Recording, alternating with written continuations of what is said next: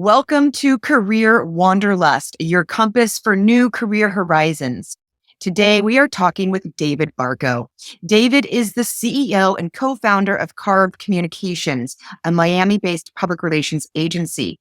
With over 20 years of public relations and digital marketing experience, David has developed and executed strategic campaigns for some of the world's most influential brands and innovative startups.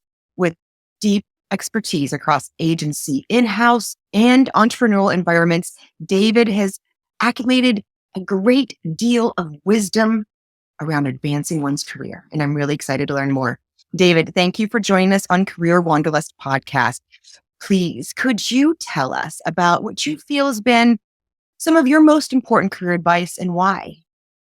Well, thanks for having me, Jolie. It's great to see you again. That's a great question. To be honest, some of the best career advice I've had is the stuff I haven't listened to, and that might be opposite of what most people answer, because you know this. Most people say, especially in PR, is don't be a jumper, right? Stay somewhere. Early on, it was stay somewhere. Oh my God, you were only someplace for 11 months. Your last 3 jobs, you were only there for a year each. That's bad, right? And that's what I was taught, but I never believed it. And why I never believed it is because the reason why I jumped, and some were longer than others, right? 2 years, 3 years, some 11 months, 9 months. But the reason why, and I recently wrote about this in a recent one of my personal posts on LinkedIn, is I had achieved what the objectives were set for me. And I sat there in the office of the boss and said, okay, what's next? Oh, well, I'm sorry. It's not there. I was like, well, see you later. I want what I want. You're not going to give it to me. I'm going to go find it. And so it was actually the opposite of what most people told me. Is kind of the career path that I took, is take my strengths and take my own self-worth and self-belief and the successes that I have achieved and use it to get where I need to go, and not to rely on anybody else to give you what you want. You have to go earn it, or you just have to go get it if that's where you want to go in your career. That doesn't mean that jumping is for everybody. Everybody is unique and everybody has their own path, and everybody has their own, especially in PR, and now is way different than it was for me 18 years ago, or whatever it's been. But that's kind of the advice that I've taken, is go get other people. Yeah. Well, it's interesting. And it all depends on what your personal situation is. And what I like about what you're saying is you knew what you wanted. You knew what you wanted. You knew what your next step was. You knew where you wanted to go. And if your company wasn't able to give that to you, then you went and found it, which is fantastic career advice. That's 100% what you should be doing. And so I applaud that. The only thing that I say to look out for is when you are jumping for money. I say, do it for the opportunity. Do it because it's the right thing for your next move. But if you're just doing it for the money, that will probably catch up with you somewhere along the line. 100%. And I don't remember if it was PR advice or something I read somewhere along the way, but you've probably heard this too, is never make decisions solely based on money. And that's absolutely, and even life decisions, or, don't get that car just because you want it, or don't whatever that might be. And that's absolutely true in this, because sometimes the money doesn't get you where to want to go. And I know I made at least 1 or 2 of those decisions where it was like, okay, I was making X and someone else offered me Y. And I was like, you know what? I'm going to jump and take it. I want X. I want Y. I want to go here. I want to go there. I want to get married. Nothing wrong with that. Nothing wrong with that. We want to more money. You have to be prepared for that. And even the non-jumping, what I also learned about myself, and everybody is different, is some people are meant to be in that hierarchy. They're meant to stay one place or go 2 places and grow within where you are. And some people aren't. Some people are soldiers, and some people are the generals and the colonels and things like that. And it's okay to be a soldier and get your way to be general or a colonel or whatever it is, right? To take an army metaphor. And some people aren't. Right? Some people have to go create their own army. Yes, exactly. I'm going to go out on my own and be a free agent. And everybody's different. There's nothing wrong with either one of those. Great friends and great former colleagues who have been up that path, that are still on that path of being in the big agency life, and some that aren't. And we all still connect, and we all still communicate. And we all have pros and cons of everything that we've done. And I love this conversation because it's all okay. It's all based on what's best for you. It's fit with your personality, your career goals, what it is that you want out of life. And you make those decisions based on that. But I say being clear, exactly what you said, being clear on what it is that you want and then going for it. That's the key. And there is no one size fits all. There is no one size fits all when it comes to your career. Especially in PR, because there's no one size Especially. fits all for anything in public relations for sure. I love it. I love it. So can you share with us a story? I'd love to hear a story about something that was like an impactful lesson for you or a big event that happened within your work. Could you tell us what happened and what you learned from it? That's a great question. I'm trying to think. There's two really. One, I'll say just one actually I just wrote about again was my first job ever. Was in 1998 at the GCI Group, which is now part of Conan Wolf. I think, I don't remember. They all merge and go like, but I was an administrative assistant just out of college, and being part of an administrative assistant was doing secretarial duties. If there's anything wrong with that, it was answering phones and sitting at the desk, welcoming people into the office and answering the phone and getting oatmeal and doing all these things. And but then there were the PR tasks to do. And myself and a number of other folks I was working with at the time felt that the administrative tasks were taking away of our ability and time to actually learn PR. There were those of us that wanted to be on a PR career track. And there were those in the company that wanted to be on that administrative assistant, executive assistant track. And so I felt it was a waste of time. And so I said, you know what? There should be, and at the time at that agency, there was not an account coordinator position, which as we know now is like the first step in pretty much everybody's PR career today. Yeah. Back then in 98, 99, there wasn't that at GCI. And so I went on an adventure to actually create that position. I talked about it with some of my seniors and they said, well, go talk to Bob Feldman, who's still out there doing PR, who at the time was the CEO of GCI Group. Go into his office and tell him this is what you think we should do. And so I did. I can't remember if I did a presentation or what it was back then. It was probably a PowerPoint presentation. I don't remember. But I walked into his office and said, hey, there's junior people here who have two goals. One is PR and one is just to be an administrative secretarial, whatever it is. And we need this position. And the goal of this position is X and the role is Y. And this is where it should go. And he said at some point, yes. And so I was actually the creator, helped create the account coordinator position at a global public relations firm that I believe still exists to this day, right? Yes, it does. Yes, it does. So let's talk about, right? Create your role, find something that you want. Right? And I went in there and I was 22 years old, right? Not knowing anything and walked. I don't want to be doing this. Others here don't want to be doing this, but we can still be valuable and useful in PR. The other one, which I referenced before we started this conversation, was seeing opportunity at the firm I originally worked at when I moved here to Miami. I had met some people in the startup community here in Miami, which now is the center of the startup world, as everybody knows, but 9.5 years ago, almost 10 years ago, and it was really nothing. Mm-hmm. I met some people in the community down here, and I saw it as an opportunity for the agency I was working to have a new line of business within that startup community. Hey, let's be that PR firm that represents this. So I walked into my boss one day and I said, hey, there's an opportunity here. I know this space. I'm good at this. We should do this. Miami's up and coming. I met all these people. We have a few clients already that are kind of in the space. Nope. It's a waste of time. Get out of my office. It's not worth it. Don't do it. That conversation in that office in downtown Miami at some point in 2004 or mid 2014, summer of 2014, is what led me to start Carve Communications. And now I'm here almost 9 years later. I saw the opportunity that there was nobody focused on this growing community. I had experience from my little PR life in New York and said we should start a firm whose goal is to be the agency of record for the South Florida startup community. And we started Carve, and that's what we were. That's what we are. And now we're 26 people with folks based around the country and clients around the world, and still that connection to the Miami startup community. So I went and said, well, you don't want to do it? I'm going to go do it. Here we go. I love it. And both your stories have that same lesson in there. You speak up. When you have that idea, when you see that there's a need somewhere, when you see that there's something that can be filled, you use your voice, you speak up. You went and talked to your boss with the first one. That resulted in the creation of an account coordinator role, which I fill those positions to this day. So, a very beautiful thing.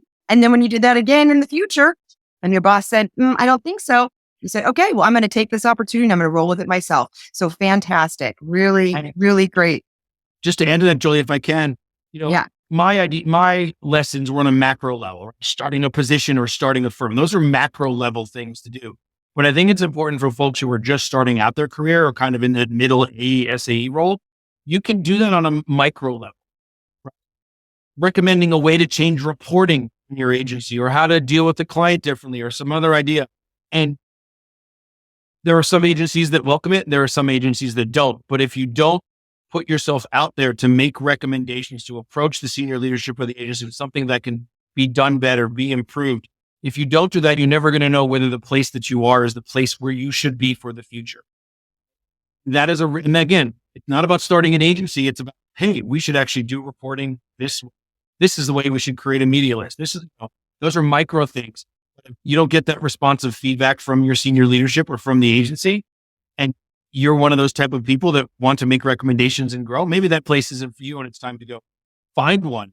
Maybe start your own agency, but go find a firm, go find an in-house role, go freelance to where you have that control, where you have that ability to have broader input on the way the business is run versus just being a yes man or a yes woman and sitting back and watching things maybe not work, or how it could be done better, and it affects you, it affects your clients, it affects your teammates, etc. Excellent advice. 100% agree all the way through. Yes. If you don't have someone who's receptive to you, what you're bringing to the table, you need to find the place that is going to be. That's the only way you're going to rise and shine in your own career. 100%. So, yeah. I thank you for that. Tell us a little bit about Carve Communications. Tell us about what you do well. Tell us about what you look for in your own talent. Absolutely. So Carve, we're a Miami-based public relations firm, although we have offices in New York, Chicago, folks based in Dallas, Austin, Texas, in Boston now. So we have folks based across the country. Thank you, COVID. Unfortunately, thank you, COVID allowed us to. We are focused on technology, both consumer and some people call it B2B, some people call it enterprise technology. That's what our main focus is. We really have 3 lines of business we focus on: media relations, typical media relations work. We call it content creation, thought leadership, executive communications, and then we do advocate marketing. Some people call it influencer relations or influencer marketing. That's really what we do. We have clients, again, around the country and around the world. What we look for in terms of our team it's not always based on experience, mostly based on, will this person be a good fit within our culture? Will this person be somebody who can operate independently, who desires to be put in a position to succeed? And going back to what we just spoke 30 seconds ago, is going to tell us when we can do something better. There's a phrase that I have that everybody laughs at on my team, that no one here at Carve Communications has any toes. And people are like, what do you mean no one has any toes? That's crazy sounding. What it means is that I don't have any toes. My managing director, no one has toes, meaning if you have something that you think we can do, if I'm not doing something, you are an account executive and your account director is not handling something properly, or thinks that the reporting structure that the senior account director created really isn't working and it's wasting everybody's time, whatever it might be. You have the right, you have the power to approach anybody within the organization. You know what? Don't just approach us with a problem. That's what you can't do. Approach us with a solution to the problem. So yes. No one has any toes, even if it's me. Hey, you know what, David? The way your onboarding process or the way you write contracts is terrible. I'm not going to fire you for telling me that what I do is terrible. Cool. Thank you. I want to do this better. I need to create a better experience, a better culture, a better process, a better something, because that's the only way we're going to operate better. That's the only way we're going to deliver better results for our clients. That's the only way we're all going to succeed. And it's the only way we're all going to have a better work-life balance, which is hugely valued here at Carve Communication as best we can. And those are the folks that we look for. It's always usually because of what we do want people who have a desire to do media relations and do public relations and have a passion for it, or know that they will have a passion for it and want to learn. So we've been very fortunate in the team that we have here. We've had very, very high retention rates. Knock on fake wood. Very high retention rates. The other thing too, Jolie, is we also value to no end interns. We absolutely love interns. We have now hired 4 people full-time who are interns. 2 of them have been with us for over 4 years. And then what we also have begun doing is intern to hire. It's kind of like rent to buy in a home. You do intern to hire. So we bring you in instead of bringing you on full salary and going through all that. We say, okay, you know what? Come on as an intern. We'll pay you at an hourly basis. We give you all the rest of the perks that everybody else has. We buy everybody lunch and we do all these fun things. We've even brought interns. We even have paid for interns to come to our company gatherings and our company trips. Very cool. And after 3 months, let's evaluate. We know you're going to be, good. We wouldn't hire you otherwise. So it lets people kind of get ingrained in the culture, learn if they like it, if we like them. And then we bring them on as full-time employees. We absolutely love interns. So much success. And it's two of our best, most longest tenured employees were interns from 2018 and 2019 when they were both interns. Oh, it makes a huge difference. Well, and the mindset that you're occupying and having your employees occupy is the mindset for success. So, and one that not only is successful in business, but successful in creating a culture that people want to stay in. So kudos on that. This has been great. I really appreciate your time, David. Before you go, could you tell us about something that you've read or watched or listened to? Doesn't matter. Just something that had a positive impact on your life or career that you think others can benefit from as well. I will admit I am not a reader. Some people be, oh my God, I'm just not a reader. So I don't read, to be honest, other than work stuff and the contracts on my thing and, everything else. I'm just not a reader. I will admit that. I wish I had a better answer. I kind of take inspiration just gradually from other people, from watching what others do. Former colleagues of mine who have started their own agencies. There's a dear friend of mine who you may know from years ago. His name is Harrison Wise, who started Wise PR in New York. He started his agency before I did, but I always looked up to him. We worked together years ago, in 2002, I want to say, is when we started working together. And he started an agency not long after that. I've kind of watched him grow and kind of a mentorship, but like, oh, he can do it. I can do it. He's been successful. I want to be successful with it too. And it's just kind of quotes and things that I see. But most of the time I get inspired by the team that I'm working with Carve Communications, watching them succeed, watching them build the culture from within. I don't build culture. They do. I've never said this is the way our culture should be. I let them create the culture and I support it in whatever means I need to support. Dollars, time, resources, laughs, yes, whatever it is, right? That's what I do. And so that's really where I get my inspiration from, are the people that I work with, and the successes that they have, and the clients as well, and what they want to achieve. That's fantastic. Well, and it's a great reminder that, yes, we learn from books, we learn from movies, we learn from speeches and whatnot, but we can also just learn from watching people and what they're doing and doing well. And we can learn from the people who've gone before us. And there's a lot to be learned. All within. Absolutely. People talk about listening a lot, right? Being a good listener. I think it's also just being a good watcher, watching the way people react with other people. Yes, listening to what people have to say, but being a watcher, being monitoring and taking everything in and being aware of everything that's happening around you is a super important skill as well. Absolutely. David, this has been great. Thank you so much for joining us on the Career Wanderlust podcast. Thanks for having me, Jolie. I appreciate it. It was a great time.